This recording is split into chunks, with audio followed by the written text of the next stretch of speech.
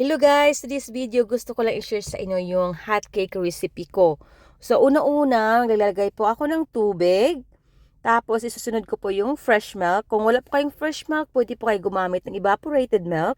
And then, 2 large egg. 2 large egg po yung ginamit ko. Tapos, i-mix nyo lang muna. Make sure na ma-mix na po yung egg yolk. And then, isusunod nyo na po yung oil. Kung wala po kayong oil, pwede po kayo gumamit ng melted butter. Masarap din pa rin kung may melted butter. And then, saka natin ilagay yung dry ingredients natin. So, naglalagay po ako ng all-purpose flour. All-purpose flour po yung gamit ko. And then, kailangan natin siyang isi-strain para to make sure na wala pong marumi ang nahalo sa flour. Minsan kasi matagal na yung old na yung flour, may mga bukbuk or may uod o ano kayang nahalo dyan sa ano. So at least pag isi-strain natin, makikita natin na malinis yung flour natin. And then maglalagay din tayo ng sugar. Maglalagay tayo ng sugar. White sugar po yung granulated sugar po yung gamit ko. And then maglalagay din po tayo ng baking powder. So, yung baking powder. And then, maglalagay din po tayo ng milk powder. Any brand po ng milk powder, pwede. Tapos, kung wala po kayong milk powder, okay lang din. Kung hindi nyo lagyan, pero mas masarap pag may milk powder, mas maninamnam yung pancake, yung hot cake nyo. Tapos, haluin nyo ng haluin hanggang sa mamimix yung lahat ng ingredients hanggang sa na siya, butter na yung niya. Wala na siyang lumps. Halo lang ng halo. Tapos, pagkatapos nating haluin, maglalagay po tayo ng vanilla para mas mabango ang hot cake natin. At saka naglalagay din po ako ng kunting yellow food coloring para medyo mas siya, appetizing tingnan yung hot cake natin, yung yellow, 'di ba? So, yun yung usually yung hot cake sa atin, yellow talaga, mas attractive siya. So, ayan na siya. Tapos pagkatapos yan, sasalain na po natin yung pancake. Haluin mo lang siya hanggang sa mawala yung mga lumps niya. Tapos, sasalain natin siya para mawala yung mga lumps, mga buo-buo, para masarap yung hot cake natin. Kasi pag hindi natin sasalain, minsan may mga buo-buo, hindi siya naluluto. So, pagkain natin, puti pa rin yung mga buo-buo. Kaya mas maigi talaga na sasalain natin.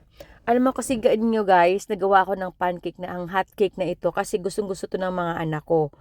Nagre-request sila ng hotcake, Filipino hotcakes daw. So, ako din, na-miss ko din yung hotcake sa atin. Kaya, ayun, naisipan kong gumawa. Kaya, tingnan nyo, ang dami pong buo-buo. Kaya, mas maigi talaga na sasalain nyo siya bago nyo siya lutuin. Kaya, guys, ang sarap nito. I-try nyo na tong recipe na to. Ang sarap niya. As in.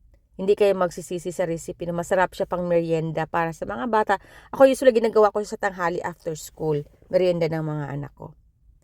Ayan, pagkatapos, ayan, ready na siya, lulutuin na natin.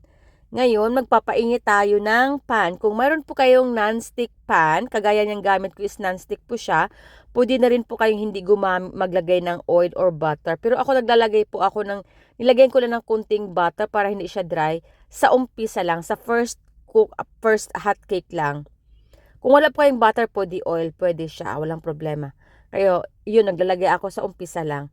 Pag naglagay po ako ng 1/4 cup. So, pag magluluto po kayo, make sure na kung nakikita nyo po, mayroon na siyang butas-butas.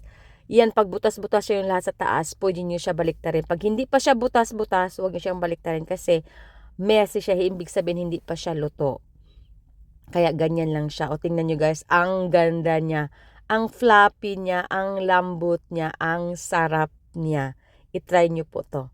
Tapos, mas lalong masarap siya pag naglalagay po kung mayroon kayong star margarine. So, ako naglalagay po ako ng star margarine.